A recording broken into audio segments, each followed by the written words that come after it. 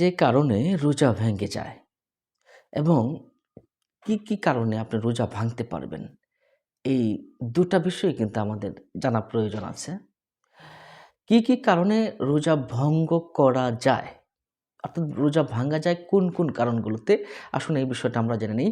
এমন বৃদ্ধ ব্যক্তি যে মোটেও রোজা রাখতে সক্ষম নয়, আ সে যদি রোজা রাখে তাহলে তার কষ্ট হয় বা সে মারা যেতে পারে, এমনটা হলে সে রোজা ভাঙতে পারবে। এক্ষেত্রে ফিদিয়া দিলে চলবে। ২ নম্বর হলো অসুস্থ ব্যক্তি। তার যদি অসুস্থতা বৃদ্ধি পেয়ে যায় তাহলে তার রোজা ভাঙ্গা যাবে। মুসাফির অবস্থায় ৪৮ মাইল দূরত্বে কোথাও চলে গেল, তখন সে ইচ্ছে করলে রোজা ভাঙতে পারবে। এমন কোনো মহিলা যে বাচ্চাকে দুধ পান করায়, কিন্তু রোজা রাখলে দুধ শুকিয়ে যাওয়ার সম্ভাবনা আছে, বাচ্চার কষ্ট হওয়ার সম্ভাবনা আছে, ওই ব্যক্তি রোজা কিন্তু ভাঙতে পারবে।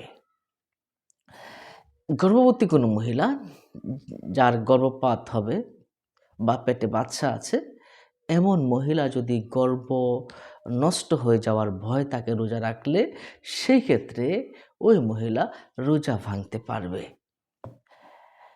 আবার কোনো মহিলা যাদের মেন্স হয় বা হায়েজ হয়, যেটাকে ঋতুস্রাব আমরা বলি, তো এমন যাদের হয় অথবা যারা নেফাস হয়, সন্তান জন্মের পরের সময়টা যখন রক্ত যায় ওই সময়টাতে, অর্থাৎ হায়েজ এবং নেফাস হলে রোজা ভঙ্গ করা যায়। মানে ভঙ্গ করতেই হবে এটা।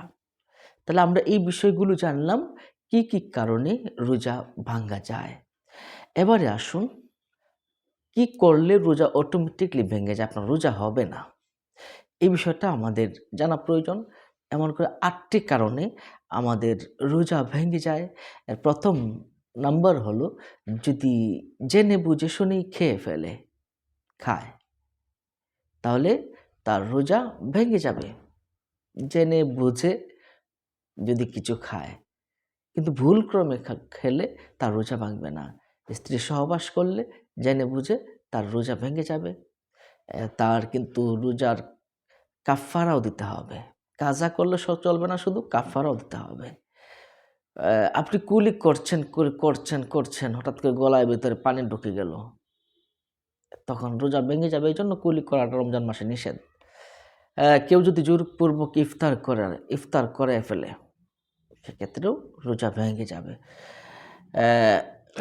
নাকে বা কানে যদি ঔষধ ব্যবহার করে, সেক্ষেত্রে যদি পেটে চলে যাওয়ার খাদ্য নালীতে ঢুকে যায় এত বেশি পরিমাণে, তাহলে রোজা ভেঙে যাবে। মাথায় বা পেটে ওষুধ লাগালে এবং মস্তকে বা পেটের মধ্যে যদি ঢুকে যায়, তাহলে রোজা ভেঙে যাবে। পাথরের টুকরা বা এমন কিছু যেটা গিলে ফেলে পেটের ভিতরে চলে যায়, তাতেও কিন্তু রোজা ভেঙে যাবে। রমজান মাসের রোজা রাখার কোনো নিয়ত করলেন না, হ্যাঁ, আপনি এমনিতেই কোনো নিয়ত ছাড়াই রোজা রাখছেন, তাহলে আপনার রোজা কিন্তু হবে না। আপনার নিয়ত করতে হবে, আমি রমজান মাসে রোজা রাখছি। মনে হোক, মুখে হোক, জবাবে হোক, নিয়ত কিন্তু করতে হবে। তবে যদি নিয়ত করতে মনে রাখতে যে আমি রোজার জন্য রোজা রাখি নাই, ইচ্ছা করলে ভেঙে ফেলবো বা রোজার জন্য না, সবাই খাচ্ছে আমিও খাচ্ছি। এই ক্ষেত্রে আপনাকে করতে হবে কি, যে এই রোজার কাফারা করতে হবে না, শুধু রোজা কাজা করলেই হয়ে যাবে। ইচ্ছা করে আপনি যদি মুখ ভরে বমি করেন, তাহলে কিন্তু রোজা নষ্ট হয়ে যাবে। ইচ্ছা করে যদি মুখ ভরে বমি করেন এবং মুখ থেকে যদি আবার পেটের ভেতরে চলে যায়, তাহলে কিন্তু আপনার রোজা নষ্ট হয়ে যাবে। সম্মানিত দর্শক শ্রোতা, তাহলে আজকে আমরা জানলাম কি কারণে রোজা ভঙ্গ করা যায় এবং কি কারণে রোজা ভেঙে যায়। এই ২ টা বিষয় কিন্তু জানলাম। নিশ্চয়ই বুঝতে পারছেন।